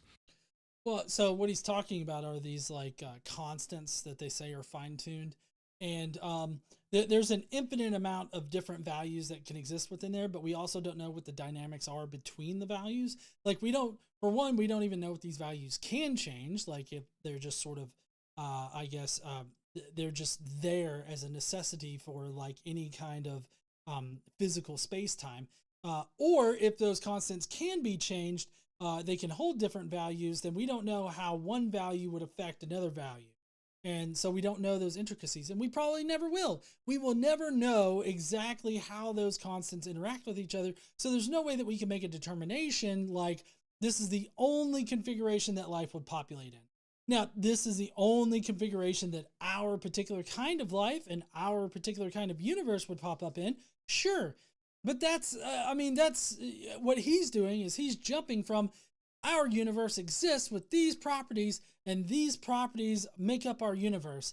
And this is the only universe that can exist. That last part is where he loses me. And because I don't go as far as to say this is the only universe that can exist, I acknowledge that other universes can exist, and that these other universes can hold different properties, and these different properties can affect these constants in different ways and producing different values that are quote unquote fine-tuned. So he's making a logical leap there, which is one of the key tenets of apologetics. In short, life as we know it would be impossible. Now, he goes on to say the following. A few examples from the literature of this fine-tuning are listed below. 1, if the initial explosion of the Big Bang had differed in strength by as little as 1 part in 10 to the 60th, the universe would have either quickly collapsed back on itself or expanded too quickly for stars to form. Okay. But my question would be, what about values that are less than 1 part in 10 to the 60? Like what about all of those different values? That goes from 1 part in 10 to the 60 all the way to infinity. Like there's an infinite amount of values that are contained in that particular set.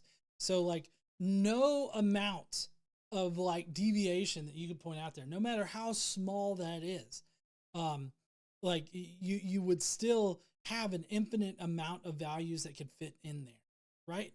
So, I mean,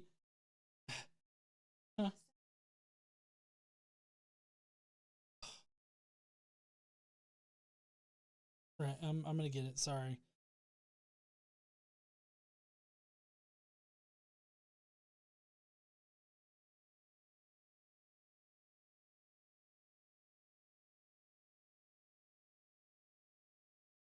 Second.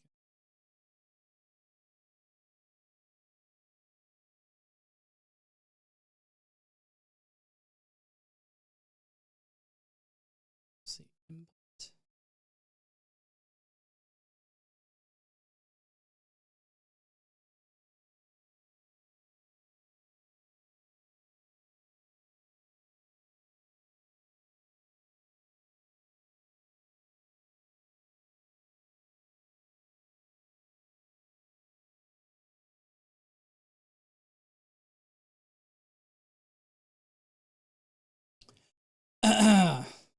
Is that okay?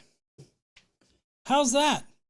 Because I think that it was using my fucking Lumina up here, my webcam's microphone, and not mine. Echo. Okay, it's staying there. It looks like it's using that now. I don't know. It might have. I think my system was set to 1, but this was set to another. I don't know. It seems to be coming through now, though. Much better. Okay, thank you guys for watching out for that. So again, he's trying to heavily rely on like these value ranges, but these value ranges, for one, are not supported by the science. They're just supported by creationists, and that's it. You'll only ever hear these particular ones coming from creationists, at least used in this particular way. Because all that these things do is say that, oh, our universe has this value and this value can't deviate within this much. And it's like, sure, this universe has this value. So what? Who's to say that this value can't change and still produce life? How would you know that it can't produce life? I don't think that you can. But of course, Christian apologists are always wanting to say that they know things that they can't possibly know. In either case, life would be impossible. As John Jefferson Davis points out, an accuracy of 1 part in 10 to the 60th can be compared to firing a bullet at a 1-inch target on the other side of the observable universe, 20 billion light years away, and hitting the target. 2, calculations indicate that if the strong nuclear force, the force that binds protons and neutrons together in an atom, had been blah, blah, blah, blah. I'm going to get past this. I'm tired of hearing this fine-tuning bullshit. The fine-tuning bullshit just really... Hold on. Life would be impossible for a variety of different reasons. Now, these... Right. So the fine-tuning argument, very bad. You can obviously find refutations of this online, but ultimately it always comes down to the fact that they put so much stock in these deviations. They put so much stock in how small these numbers are. But in reality, the allowable range, like even within our own universe, it has an infinite amount of different configurations. So like to say that, oh, this constant is this value, that's unique and therefore God, that's to make a claim of personal incredulity. You can't understand why it would have that particular value, so therefore God is the default answer. But in reality, if you look at all of our past explanations for any natural phenomena, you'll find that it's always just been nature behind the scenes. And so just because we don't understand it doesn't mean that God is the default answer.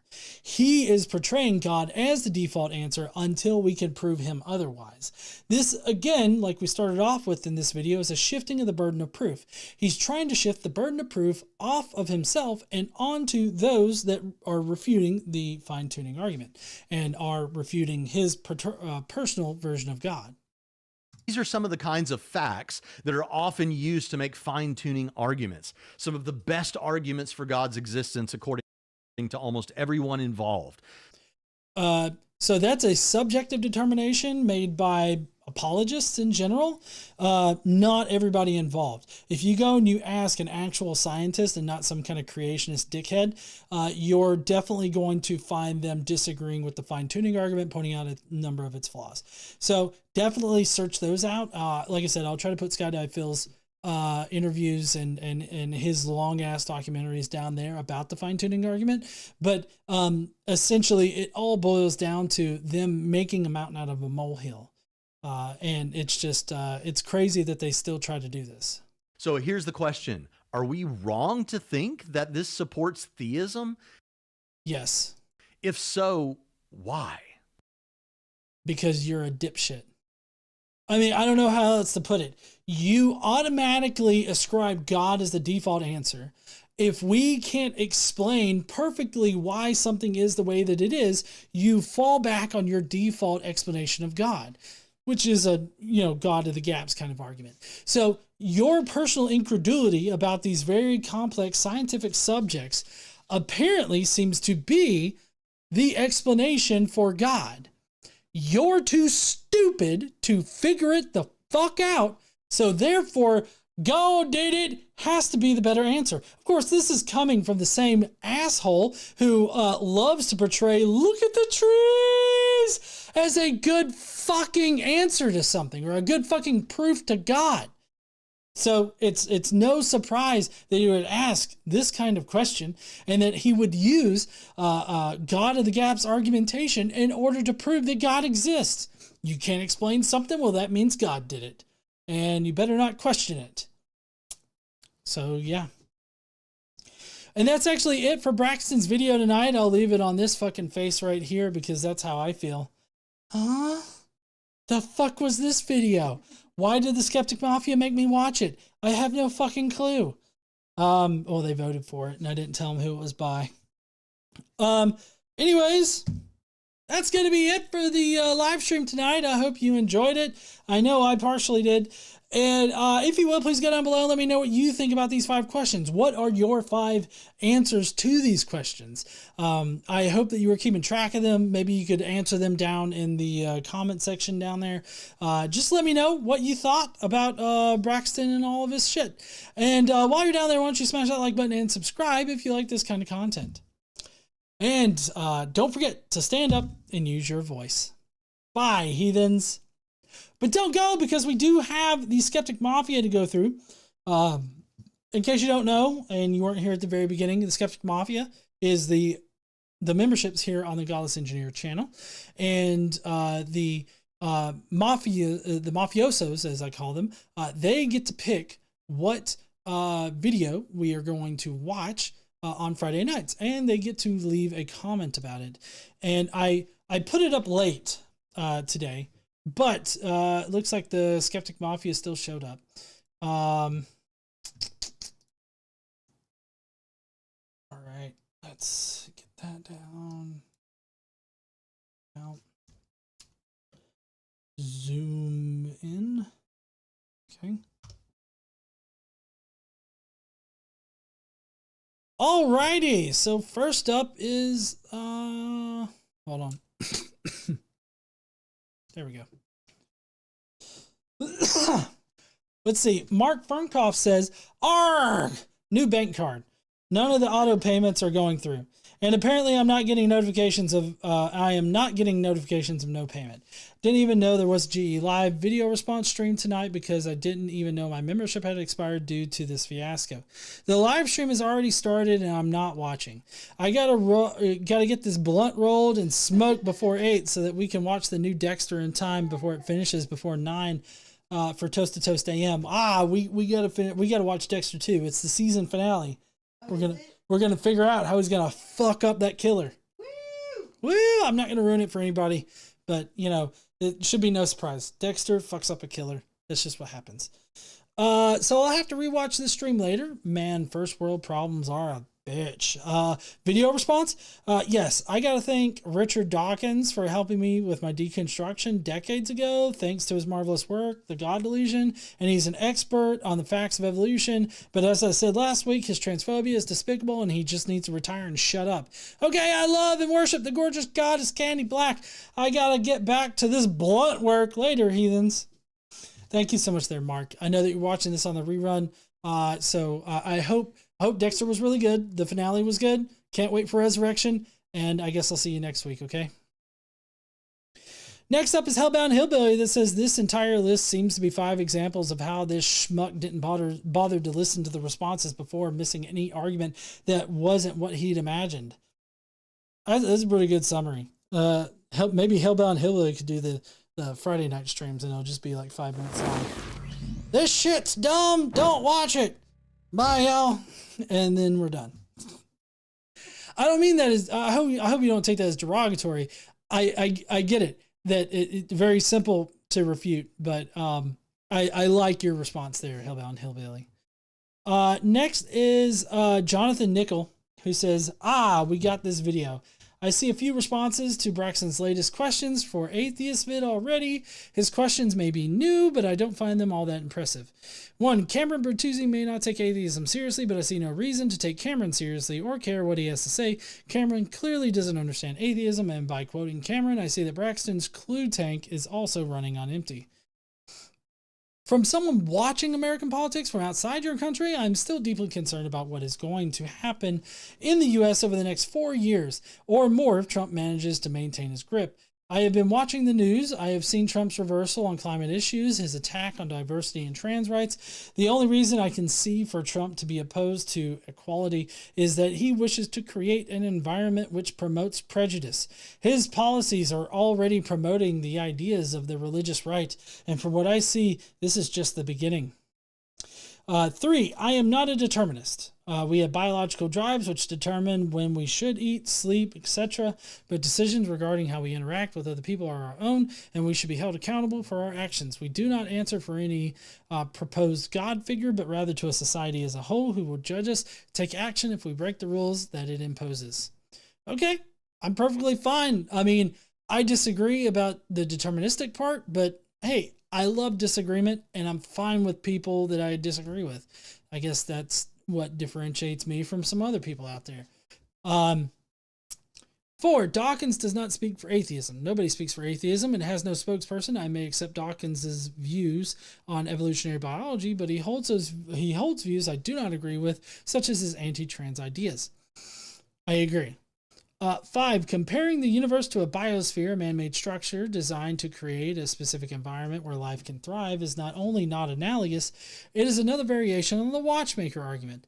The universe is not designed for life. We are aware of a fraction of one planet in the vast cosmos in which life has, as we know it, can exist. How is it that in any way comparable to a biosphere which was designed to maintain life? I agree. It's a false analogy. Yeah, I said the same thing. Thank you so much there, Jonathan. Mr. Hanachek, who is the dumping trash, says, I have officially lost brain cells listening to this moron. I think the question I'm going to be answering is number 5, the fact that life can exist because of new differences happening across all across the universe.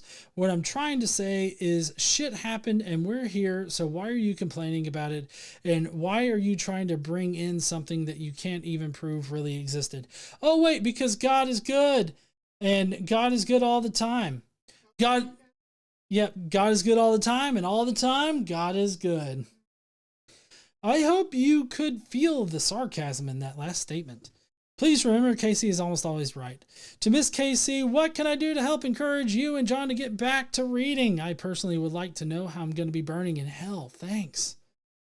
I'm working on it. It's been really hectic since the orange turd took office, but we're trying to get there. Limited Light says, howdy, streaming tonight, or is this the personal stuff derailing? Been having quite a bit of personal shit going on related to like the socio-political environment right now, but yes, we are streaming. Thank you so much there, Limited Light, for commenting. And then finally we got why do they think these would debunk atheism? Anyway, happy ASCII time. And it's the okay, more like utterly confused ASCII time, but hey, whatever works. Remember, folks, Casey is always right. I will listen to Casey. I will not ignore Casey's recommendations. Casey is God. And if this ever happens again, Casey will personally rip your lungs out. Yeah. You know that old Viking thing called the blood wings? They cut your back open and they rip your lungs out through your back and they spread them out like okay. Eat your fruits and veggies and have a great day or night wherever you may be, and drink some fucking water. Tomato out. I've been drinking some water today. I've had a little bit of water at least. That's going to be it for the mafiosos. Really appreciate y'all commenting and everything like that. It means a lot to me to see people in the comments there. We are going to be heading out now. I got to go and watch Dexter with KC, just sort of chillaxing downstairs. Then we'll probably play some Last of Us. We're working on part 2 right now, and ahead of the new season coming out. And so we're going to go and get that kind of stuff done. Yes, please do go over to Paulogia's stream, Paulogia's live channel, Paulogia Live. They're doing Toast to Toast AM. So definitely go and check that out. Paul's, has a good time over there. They have a lot of fun times. So definitely go and check out Paul tonight on the Paulogia Live channel for Toast to Toast AM. A link. Okay. I do have some announcements for stuff that's coming up this next week. Sunday night, I'm going to be on the line after dark at 7 p.m. with Forrest. So definitely tune in then for that. And then, during, let's see. I don't think I have any live streams that are scheduled for during the week next week. necessarily, so I will keep you guys apprised of that. I'm just doing the line. I'm kind of hoping that maybe I can get back to streaming on TikTok. Getting some good interactions there. Been off TikTok for a little bit. I wasn't sure if it was going to survive, but obviously the CEO sucked Trump's dick, and so it's going to stay on there. By suck dick, I don't mean literally suck dick. I mean like they did that Flickr thing where they praised President Trump before he was president. He was just president-elect at the time. But anyways, so yeah, that's pretty much what I got. I hope that you guys have a lovely night, lovely weekend, and all that kind of good shit. I may be streaming some game stuff. I got to finish up Red Dead Redemption and Silent Hill, so maybe I can find some time to do that this weekend. But other than that, I will see you heathens on Monday, where we have a new video where I respond to John McRae of What Do You Meme? And it's on the worst belief, the most toxic belief of Christianity. I hope you'll join me for that, and I will see you heathens later. Don't forget to stand up and use your voice. Bye, heathens.